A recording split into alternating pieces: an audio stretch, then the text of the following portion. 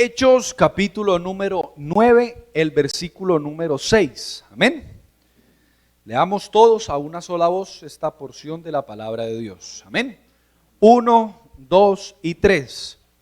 Él, temblando y temeroso, dijo: Señor, ¿qué quieres que yo haga? Y el Señor le dijo: levántate y entra en la ciudad y se te dirá lo que debes hacer. Amén. Vamos a leer otro, ahí mismo en Hechos, capítulo 16, el versículo número 30. Hechos 16, 30. Amén.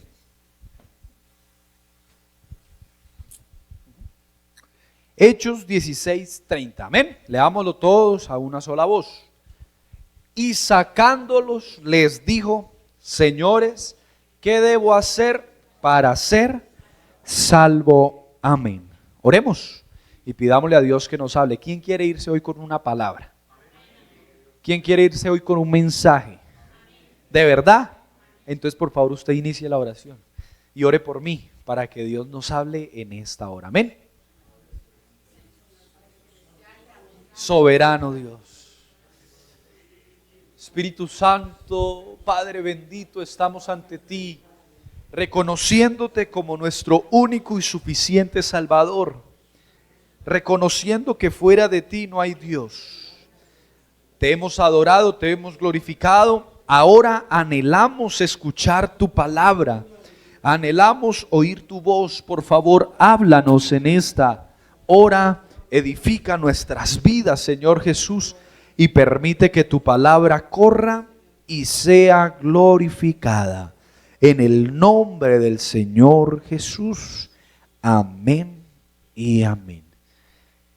Salude al hermano que tiene a su respaldo, y los que están en la última, pues al que tienen al frente, y dígale la pregunta correcta. Dígale esa frasecita: haga la pregunta correcta. Dígale así: haga la pregunta correcta. Amén. Gloria a Dios. Pueden tomar su lugar en esta hora. El título de esta enseñanza es la primera de 3. ¿La primera de cuántas? Es decir, que si usted no viene dentro de 8 días, se va a quedar ¿cómo? A medias y sin zapatos. Y si no viene dentro de 15 días, pues peor aún. Amén, más cojo. Entonces, es una serie, o es el primer tema de una serie de 3 enseñanzas. Toda la serie vamos a hablar de seguir al Señor. Amén, de lo que significa seguir al Señor. Y hoy, que es el primer tema, le hemos titulado la pregunta correcta. ¿Cómo es?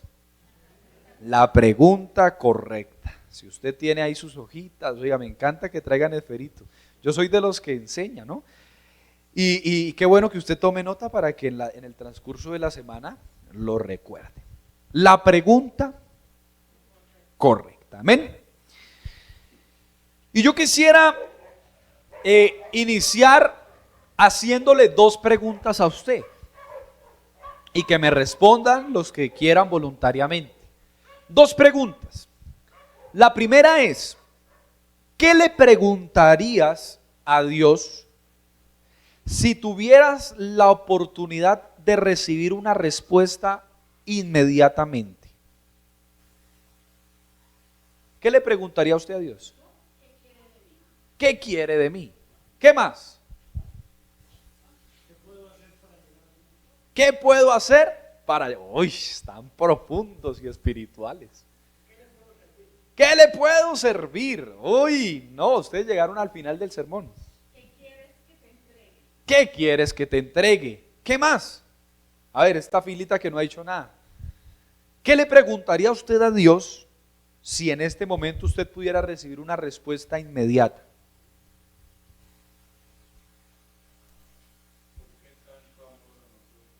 ¿Por qué tanto amor a nosotros? ¡Súper! Excelente. ¿Qué más? Otra. Dígame otra esa filita. ¿Ah? ¿No le preguntaría nada? ¿Qué si voy a ser salva? Uy, qué pregunta, ¿no? Primer pregunta solucionada. Ahora, por lo general, eso es lo que usted ahorita dice que le preguntaría. Pero por lo general, ¿qué le preguntamos a Dios cuando algo en nuestra vida no está bien? Es decir, cuando tenemos un problema familiar, cuando estoy enfermo, cuando hice un negocio y me salió mal. Por lo general, ¿qué le preguntamos usted y yo a Dios? ¿Por qué me pasa esto? ¿Qué más? ¿Para qué? ¿Qué más, mano Mario? ¿Por qué? Oiga, ponga así un 10. ¿Por qué? A mí. Por lo general nos hacemos ese tipo de preguntas, ¿verdad? Mire que una de las posturas de los que dicen llamarse ateos, ¿usted sabe qué significa ateo? ¿Qué es? Los que no creen en Dios.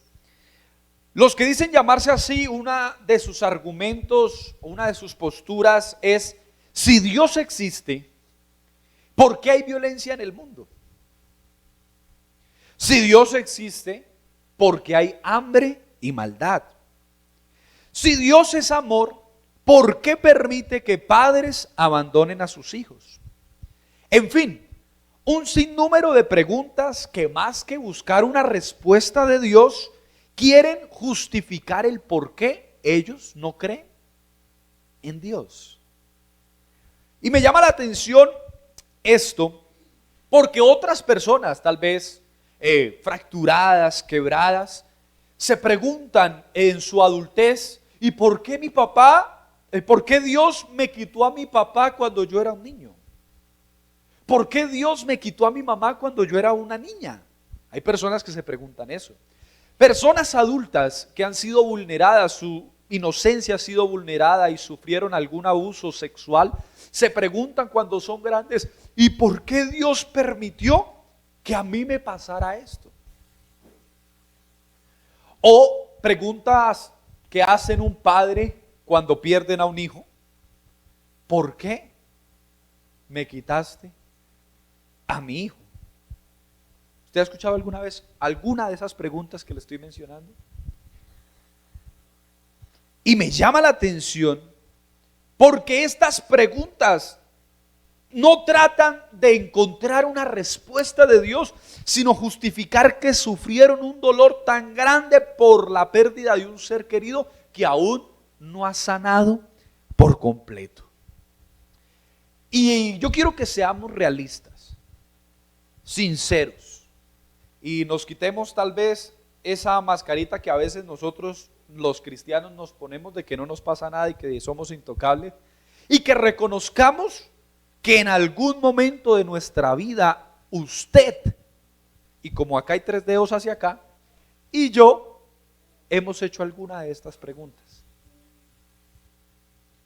Que reconozcamos que en algún momento, en lugar de buscar una respuesta de Dios, hemos tratado de acusar a Dios de que algo nos ha pasado. Que tratamos de decir: Dios, ¿por qué a mí? Si yo te he sido fiel, si yo voy al culto, si yo me congrego, si yo no le hago mal a nadie, si yo hago buenas obras, ¿por qué? Dígalo conmigo, ¿por qué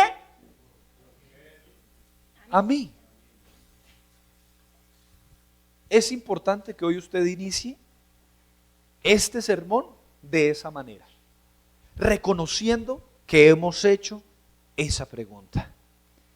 Pero al final de este sermón, yo quiero que usted y yo podamos entender, porque Dios me ha hablado a mí primero, que usted y yo podamos entender que hacer la pregunta correcta nos lleva a entender el propósito de Dios para nosotros, su voluntad y el plan tan grande que Él tiene para usted y para mí. Anote eso. Hacer la pregunta correcta nos lleva a conocer el propósito de Dios. ¿Cuántos dicen amén? Amén. Gloria al nombre del Señor Jesús. Amén. El libro de los Hechos, todos conocemos el libro de los Hechos de los Apóstoles, porque aquí hicimos un plan de lectura y ese fue el primer libro que nos leímos. Libro de los Hechos de los Apóstoles. Este libro relata la historia del inicio de la iglesia primitiva. En el libro de los Hechos usted va a encontrar las prácticas que la iglesia inicial tuvo, las costumbres que como iglesia tuvo, las dificultades que tuvieron, la persecución que tuvo, los milagros que el Espíritu Santo hizo por medio de cada uno de los apóstoles. Y por supuesto, encontramos también la expansión del evangelio en toda esa región de Europa, de Asia, incluso hasta África, en los viajes misioneros del apóstol Pablo. Amén. Pero entre tantas cosas que encontramos en el libro de los Hechos, ahí nos cuenta la Biblia el llamado que Dios le hace a un hombre que posteriormente sería muy influyente en la vida de los cristianos, es más, en el desarrollo de la iglesia. Un hombre que se llamaba Saulo. ¿Cuántos han escuchado de Saulo? Que más adelante iba a ser nombrado como Pablo. Pablo, el apóstol Pablo. Su llamado, el llamado de Pablo, está condensado en el capítulo número 9 del libro de los Hechos. Si usted tiene su Biblia, ábrala ahí, porque vamos a tratar de avanzar poco a poco y mirar algunos detalles interesantes. El capítulo número 9 del libro de los Hechos. Y a mí me parece un llamado demasiado interesante que Dios le hace a un hombre. Lo primero que nos relata el capítulo 9 del libro de los Hechos es lo que era Saulo. Bueno, viene hablando desde el capítulo 7 y 8, que lo ven ahí, lo acerca Esteban cuando fue el primer mártir. Pero en el capítulo número 9, el versículo número 1 dice: Saulo, respirando aún amenazas y muerte contra los discípulos del Señor, vino al sumo sacerdote. Usted se ha preguntado, y bueno, ¿y por qué él respiraba amenazas contra los discípulos del Señor? Porque para entender lo que Dios quería hacer con Pablo necesitamos entender por qué él tenía ese sentir. Resulta que Pablo era un doctor de la ley de Dios. Conocía y sentía celo por la ley de Dios. Era un hombre muy preparado y conocedor de la Torá, de los salmos, de los escritos de los profetas. Era una persona que mientras Jesús estuvo aquí en la tierra, él se dedicó a estudiar a los pies de nada más y nada menos de un hombre que se llamaba Gamaliel. ¿Cómo se llamaba? Gamaliel. Y Gamaliel era un maestro, un ilustre en las escrituras del Antiguo Testamento, que en el momento del Antiguo Testamento, valga la redundancia, era la palabra de Dios. ¿Para quién? Para el pueblo. Podríamos decir que Saulo era un hombre celoso, y él siente celo porque se levanta una secta que inició con 12 seguidores de Jesús, que murió uno de ellos porque se suicidó. ¿Cómo se llamaba? Judas. Y después en el aposento alto, por allá en Hechos capítulo 1 y capítulo número 2, pues resulta que dice que el Espíritu Santo, estoy poniéndome en la posición de Pablo, que dice que el Espíritu Santo vino y los tomó a ellos, eligieron a Matías, y ahora están que predican un evangelio de un tal Jesús. Y están convirtiendo a los otros que se están alejando de la sagrada ley de Dios. Eso era lo que creía ¿quién? Saulo, Pablo, como lo quiera llamar. Eso era lo que él creía. Entonces, ¿tenía razones para sentir celo? Claro. ¿Usted qué siente cuando le hablan mal de la iglesia? Ahí dijo Dani, una rabiecita. Cuando le hablan mal de Dios, ¿usted qué siente? Uy, como este impío. ¿Usted siente? Eso se llama ¿qué? Celo.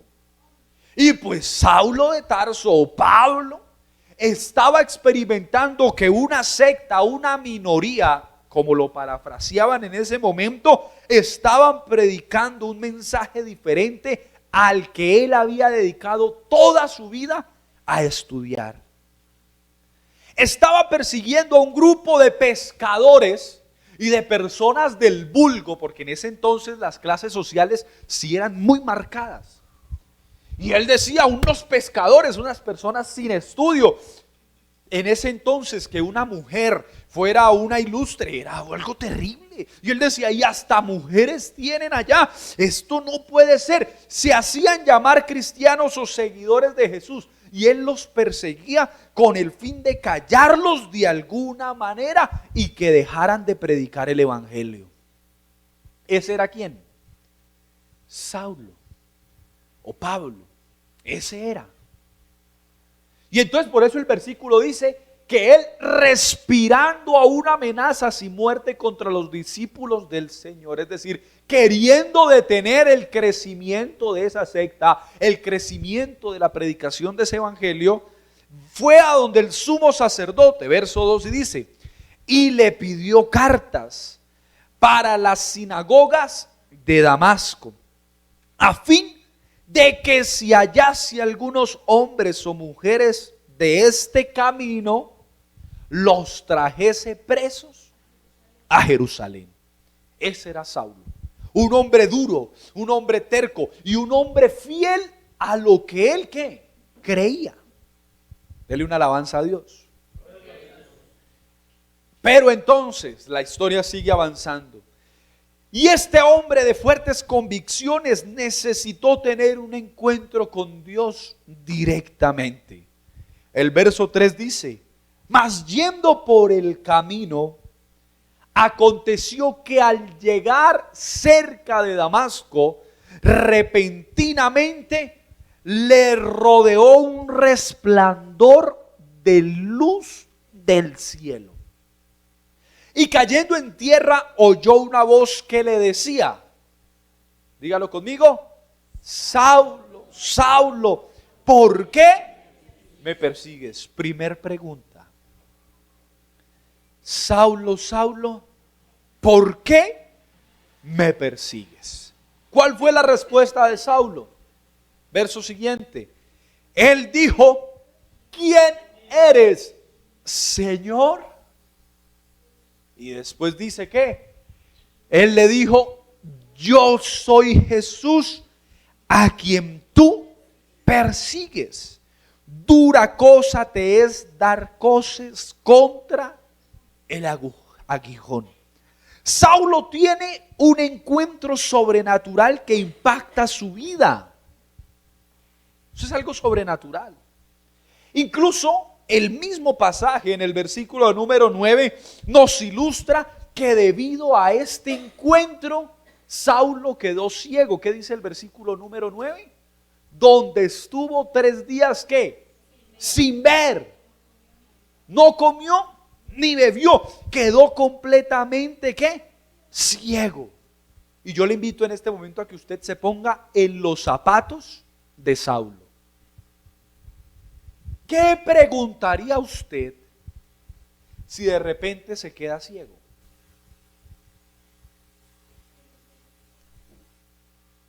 ¿Qué haría usted si de repente lo rodea un resplandor de luz y usted se queda ciego?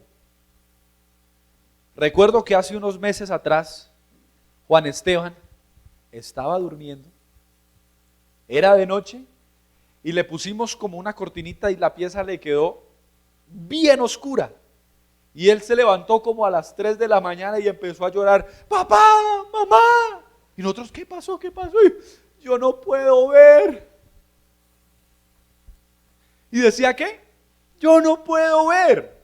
No era que no pudiera ver, era que ¿qué? Que estaba oscuro. Pero su reacción, ¿cuál fue? Llorar y decir, no puedo ver. ¿Qué haría usted? ¿Se asusta? ¿Busca ayuda? ¿O no haría nada? Gritamos, lloramos, ¿qué me pasó? Señor, mis ojos, mis ojos. Angustia, me preocupo. ¿Por qué no puedo ver? Nos alarmaríamos a ver que nuestra visión quedó completamente oscura. Y él iba con unos hombres que lo acompañaban. Y sin duda alguna, lo que haríamos nosotros, si yo estoy aquí y me quedo de repente ciego, es que me agarro primero y le digo, venga, ayúdenme, ayúdenme, no me dejen así. Porque es algo que sobrenatural y algo que me angustiaría, no puedo ver. Si estuviéramos en los zapatos de Saulo, sin duda alguna, le preguntaríamos a Dios, Dios, ¿y por qué me dejaste ciego? ¿Y por qué ciego? Sin embargo, Saulo hace la pregunta correcta. Saulo hace la pregunta correcta. El versículo 5 dice, yo soy Jesús a quien tú persigues. Y el versículo 6 dice, él temblando y temeroso dijo, Señor, ¿qué quieres que yo haga? Y el Señor le dijo, levántate y entra en la ciudad y se te dirá lo que debes hacer. Saulo, el doctor de la ley, el preparado, el erudito, que estaba más preparado que un cumis, no empezó a preguntar cosas. ¿Y tú quién eres? ¿Y cuál Jesús? No, él simplemente que dice, ¿qué quieres que yo haga? No busca una explicación a lo que estaba sucediendo, ni siquiera se queja por haber quedado ciego. Es que esto es lo que me impacta a mí. Al tener un encuentro con el Señor Jesús, él dice, Señor, ¿qué quieres que yo haga? Y esta es la pregunta correcta. Porque Pablo, al hacer esta pregunta, doblega su ego. Entiende que ese ser con el que se encontró está por encima de él. Entiende que aunque él es un doctor de la ley, él no puede dejar ciego a nadie. Entiende que lo que acaba de suceder es aún más grande que toda la sabiduría y el conocimiento que él en vida pudo haber adquirido.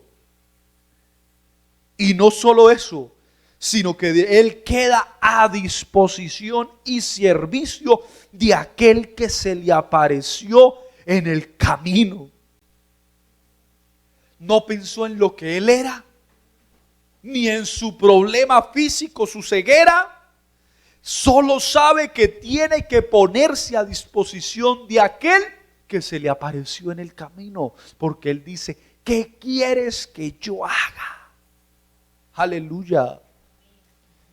Sin duda alguna, queridos hermanos, en esta mañana, esta pregunta fue la que llevó a Pablo a ser ese hombre tan usado por Dios. Porque en ese mismo capítulo el Señor demuestra lo que quería hacer con él.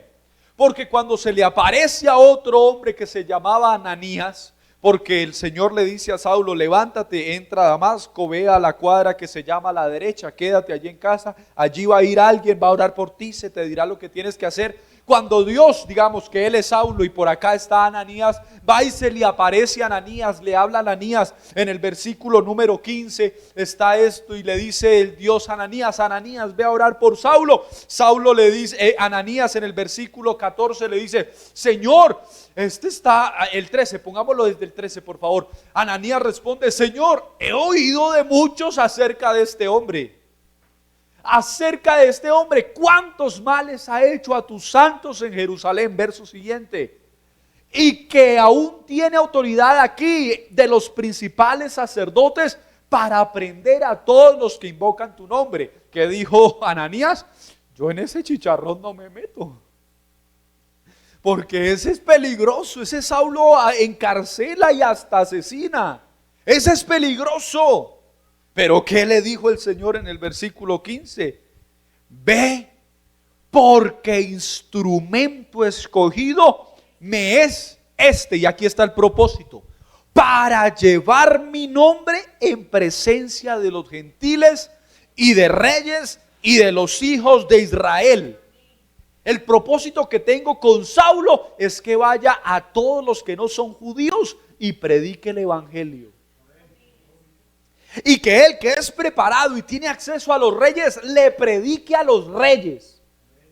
Pero tranquilo, Ananías, verso siguiente dice: porque yo le mostraré cuánto le es necesario ¿qué? Padecer por mi nombre. Tremendo ese propósito. ¿Quién quisiera ese propósito? No, gracias, dicen ahí. Predicar el evangelio a los gentiles y padecer por mi nombre. Y sabe algo, Pablo fue el apóstol a los gentiles. Él le predicó a la iglesia en Roma, a la iglesia en Éfeso, a la iglesia en Filipos, en Corintios. Todas las cartas que usted ve de Corintios, Tesalonicenses, Colosenses, todo eso lo escribe ¿quién? Pablo, a una iglesia gentil, es decir, que no era judía. Podríamos decir nosotros que el apóstol a nosotros fue Pablo. Porque usted y yo ni somos judíos, somos gentiles. Éramos gentiles porque ahora con la sangre del Señor somos parte de su pueblo especial. ¡Aleluya! Y él padeció sufrimientos al predicar el evangelio, azotado, encarcelado, en naufragio. Mejor dicho, le tocó ¿qué? Padecer por el nombre de Jesús. Pablo hizo la pregunta correcta y la voluntad de Dios se manifestó en él. Amén. Amén. Y ese es el caso de Pablo. Hizo la pregunta correcta. ¿Cuál fue? ¿Qué quieres que yo haga? Pero hay otro caso, porque usted dice, no, pero es que es Pablo, así que chiste. Pero hay otro caso que es un poquito más breve, su historia no es tan grande, tan larga, está en Hechos 16. Porque Pablo y Silas, Pablo ya el predicador, ya el cristiano, ya el transformado, ya el que era como usted y como yo. ¿Cuántos dicen amén? Amén. Sí, porque usted y yo somos cristianos, aleluya. Seguidores del Señor. Ya Pablo el cristiano, en el capítulo 16 dice la Biblia que estaban predicando en Filipos. Y esta predicación en Filipos los lleva a terminar, los lleva a la cárcel, terminan en la cárcel ellos en Filipos. Se lo voy a contar como para que usted lo interiorice, si usted quiere, léalo mejor en su casa, Hechos capítulo 16. Resulta que ellos están ahí en Filipos y llega una muchacha que tiene un demonio, un espíritu de adivinación, y empieza la muchacha a gritar y a decir: ustedes son hijos del Dios Altísimo, ustedes son predicadores. Bueno, empieza a decir que ellos son hijos de Dios, del verdadero Dios, etcétera. Y resulta que Pablo se cansó de eso. Y que, mire lo bonito de eso, a un cristiano no le gusta que le echen ¿qué? Flores. Porque esa mujer lo que estaba haciendo era ¿qué? Echándole flores a Pablo y a Silas. ¿Y Pablo qué hizo? La reprendió. Que salgas de ella, y salió en aquel momento, en aquella misma hora. Y la palabra de Dios dice que esa muchacha tenía jefes que cobraban porque ella les adivinara el futuro. ¿Cómo la ven? ¿Y qué dice? Y esto desagradó mucho a las personas. El versículo 19 dice la palabra de Dios: pero viendo sus amos que había salido la esperanza de su ganancia, es decir, habían perdido ¿qué? El ingreso que cobraban por la adivinanza, por adivinar, por el espíritu de adivinación, prendieron a Pablo y a Silas y los trajeron al foro ante las autoridades. En la cárcel ellos fueron azotados. El versículo 22 dice: se agolpó el pueblo contra ellos y los magistrados. Miren lo que vivió Pablo. Rasgándole las ropas, ordenaron azotarles con varas. ¿Están conmigo? ordenaron azotarles con varas. Verso 23. Después de haberles azotado mucho, los echaron en la cárcel. Y entra en escena un personaje mandando al carcelero que los guardase con seguridad. Es decir, le encomendaron una tarea al carcelero con seguridad. Y mire esto, tan seguro los ocultó él que el verso 24 dice: el cual recibió este mandato, los metió ¿en dónde? En el calabozo. ¿De dónde? De más adentro. Y les aseguró que los pies en el cepo, es decir, de aquí ustedes no salen, no se van. Y entra en escena este hombre que no se sabe el nombre, solo el trabajo, la responsabilidad, el carcelero de Filipos. Alabanzas al nombre de Jesús. Aleluya. Pero algo sobrenatural sucede. Algo sobrenatural sucede. Y es lo que está en el versículo 25.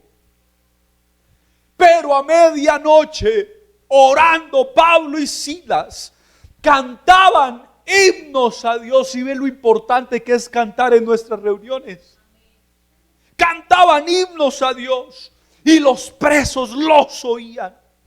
Entonces sobrevino de repente un gran terremoto, de tal manera que los cimientos de la cárcel se sacudían y al instante se abrieron todas las puertas y las cadenas de todos se soltaron.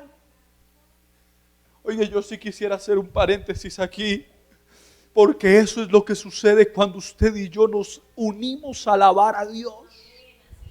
O bueno, lo voy a decir de una mejor manera, eso es lo que debe suceder cuando usted y yo nos reunimos para alabar a Dios. Cadenas se tienen que romper, puertas se tienen que abrir. La presencia de Dios se tiene que mover en medio de su pueblo. Porque donde está el Espíritu del Señor, allí hay libertad. Y en el nombre de Jesús hay libertad para el que esté atado en esta mañana. El que tenga cadenas de depresión, el que tenga cadenas de problemas, el que no esté conectando con el Espíritu Santo que está en esta mañana, hay libertad en el nombre de Jesús. ¿Por qué no le da un aplauso al Señor? Hay libertad en el nombre de Jesús. Hay libertad para recibir esta palabra. Y entonces, volvamos a la historia. Cantan a Dios y el Espíritu Santo sacude esa cárcel. Las cadenas se rompen, las puertas se abren. ¿Y qué hace un preso si le abren la cárcel? Se escapa. Me dieron papaya, me voy. Pero el verso 27 dice: despertando el carcelero y viendo abiertas las puertas de la cárcel. ¿Qué haría usted en la posición del carcelero? Se me volaron y me los encomendaron, se me fueron. Pues el carcelero, ¿qué dice? ¿Qué iba a hacer? Sacó la espada y se iba a matar, se iba a suicidar, pensando que los presos habían huido. ¿Y por qué se iba a matar? Esto hay que entenderlo para mirar el milagro tan grande de lo que sucedió ahí. Porque la ley decía en ese momento que si el carcelero dejaba escapar a los presos, el carcelero debía asumir la condena del preso que dejó escapar. Y a Pablo y a Silas los querían ¿qué? Matar. Bueno, y entonces, si finalmente iba a terminar muerto, ¿para qué se iba a quitar en la vida? Porque la ley decía que no solo esa sentencia era para él, sino también para toda su familia. Es decir, que él pensó, el carcelero dijo: no, yo prefiero quitarme la vida yo, que piensen que hubo un motín, que me mataron, que se fueron para salvarle la vida a mi esposa y a mis hijos. Oiga, buena intención del carcelero. Aleluya. Pero cuando él saca la espada y va a quitarse su vida, el versículo 28 dice: mas Pablo clamó a gran voz diciendo: no te hagas ningún mal, pues todos estamos aquí. Ahora, ¿qué harías tú en el papel del carcelero cuando te das cuenta que todos los presos están adentro? ¿Qué es lo primero que usted hace? ¿Me sorprendo? ¿Y de una vez qué? Pues cierro la cárcel. De una vez vuelvo y ¿qué? Los aseguro, porque ese es mi trabajo, esa es mi responsabilidad. Seguramente le preguntaría: y bueno, ¿y por qué no se escaparon? ¿Cierto? ¿Por qué no te escapaste? ¿Qué los hizo quedarse? Trataríamos de hacer lo que estuviera en nuestras manos para dejar todo como estaba antes, pero no. El carcelero decide hacer la pregunta correcta. Y la pregunta correcta es la que está en el versículo 29. Él entonces, pidiendo luz, se precipitó adentro y temblando se postró a los pies de Pablo y de Silas. Y el verso 30 dice: y sacándolos les dijo: señores, ¿qué debo hacer para ser salvo? El carcelero queda sorprendido. No hay otra pregunta que él quiera realizar.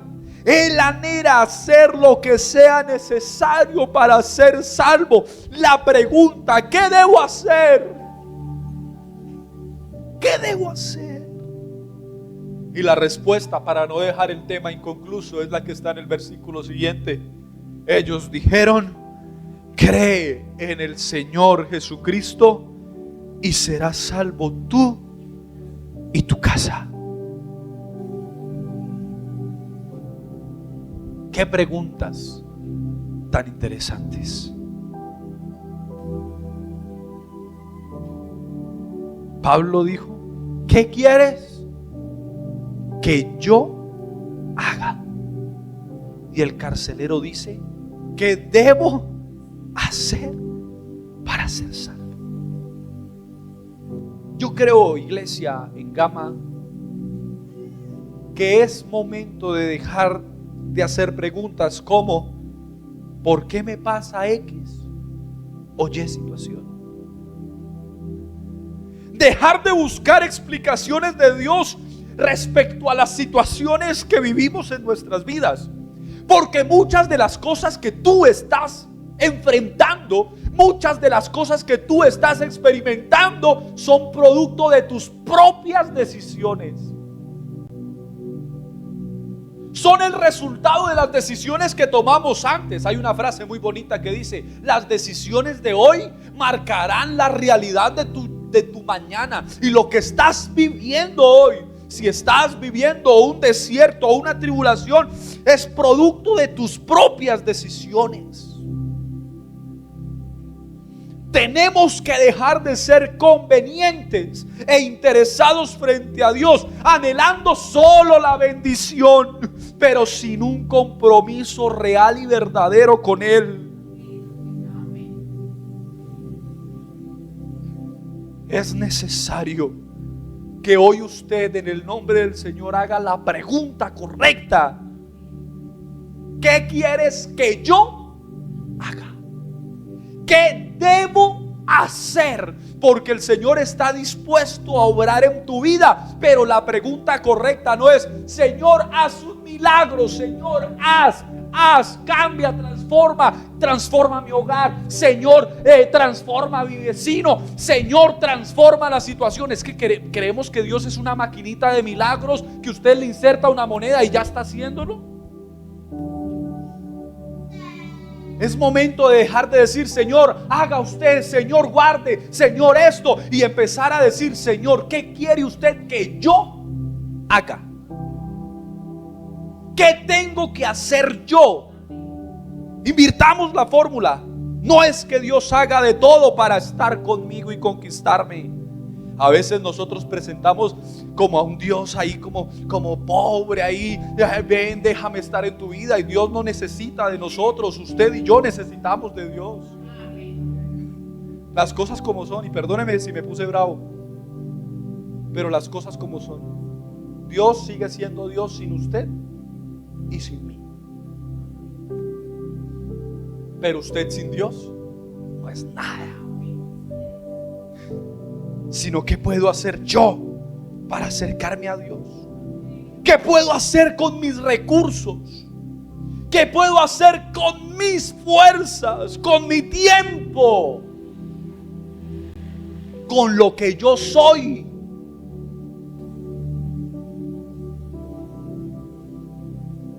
Y ese es el sentido de seguir a Jesús. ¿Qué quieres que yo haga? ¿Qué debo hacer?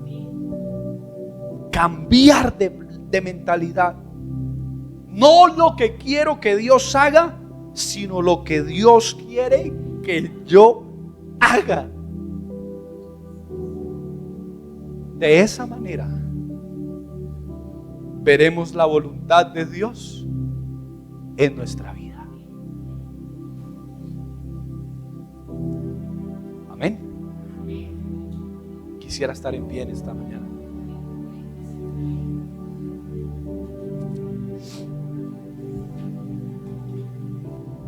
El ser humano siempre busca respuestas a preguntas respecto a Dios que bíblicamente no tienen sentido. De verdad. ¿Por qué tanta maldad en el mundo? Si Dios existe, ¿por qué tanta maldad en el mundo? Pues porque el mundo rechazó a Dios. Romanos 1, le dejo la tarea para que se lo lea en casa. El pasaje del versículo 18 en adelante hay una porción que dice: por cuanto no tuvieron en cuenta a Dios, Dios los entregó a una mente reprobada. El mundo está así porque dejó de tener en cuenta a Dios, porque sacamos a Dios de los colegios, porque sacamos a Dios de la educación a los niños y queremos meter cosas como, por ejemplo, un niño de 4 años tiene la facultad para decidir si quiere ser mujer o si quiere ser hombre, y nos preguntamos ¿por qué estamos como estamos? A veces Juan Esteban, que tiene 4 años, no se decide entre 2 sacos cuál de los 2 se quiere poner. Ahora sí vas a saber qué quiere hacer. Metamos de nuevo a Dios en nuestras casas. Metamos de nuevo a Dios en nuestros hogares. Metamos a Dios de nuevo en nuestros colegios. Muchachos que están en el colegio, lleve a Dios en el colegio. Usted es luz en medio de la oscuridad que se vive allá. Metamos a Dios en medio de nuestro trabajo. Sí, tu trabajo que está rodeado con personas que van en contravía de Dios. Mete a Dios en tu trabajo. ¿Qué es lo que hablas? ¿Qué es lo que dices? ¿Cuál es el testimonio que estás mostrando? En la encuesta que realizamos hace unos días había una pregunta: ¿usted considera que su testimonio es acorde a la palabra de Dios? Y para sorpresa mía y de mi esposa que miramos, la gran mayoría dijo que no, y me preocupa. Y yo creo que desde ahí viene el sentir de trabajar en eso. Metamos a Dios en todo. Mejor aún, permita que Dios se meta en su vida. Permita que Dios entre en su vida. Hoy es una buena oportunidad para que usted haga la pregunta correcta. Por eso este sermón finaliza como inició. ¿Qué le preguntaría usted a Dios si hoy pudiera obtener una respuesta inmediata?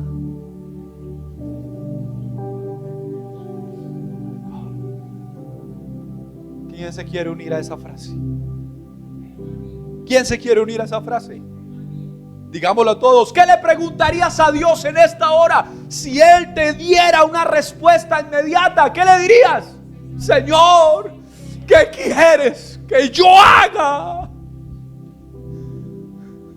¿Y qué le preguntarías a Dios si como el carcelero hay algo en tu vida que no está bien?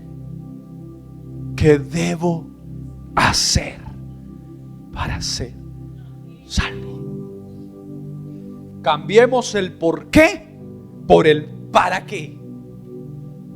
Cambiemos el por qué a mí y digámosle: Señor, ¿qué quieres enseñarme con todo esto? Cambiemos el ¿y por qué yo, si yo te soy fiel? Y le digamos: Señor, ¿qué quieres que yo haga frente a esta situación? Pero sobre todo, pregúntale a Dios: Señor, ¿qué debo hacer para estar más cerca de ti? Para que mi vida espiritual, mi relación, la que llevo contigo, se fortalezca más. ¿Qué tengo que hacer? Esta es la pregunta correcta.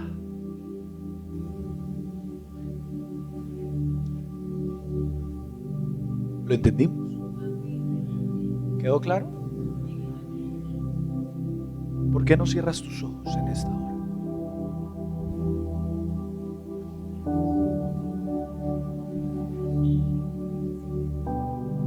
Habla con Dios. Yo siento que la palabra de Dios ha sido predicada.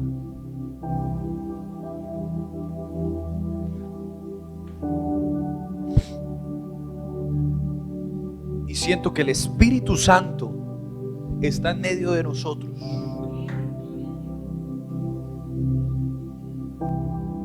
Este mensaje es para el que lleva 30 años, 40 años siendo cristiano, y es para el que lleva tan solo meses.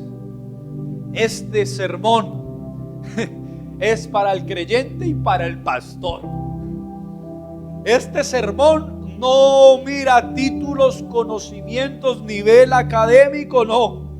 Esto es para todos. ¿Qué quieres que yo haga? Dedica unos minutos para reflexionar, para cambiar la visión de vida que tienes, o bueno, que tenemos. ¿Cómo estás siguiendo? ¿Cómo estoy siguiendo al Señor?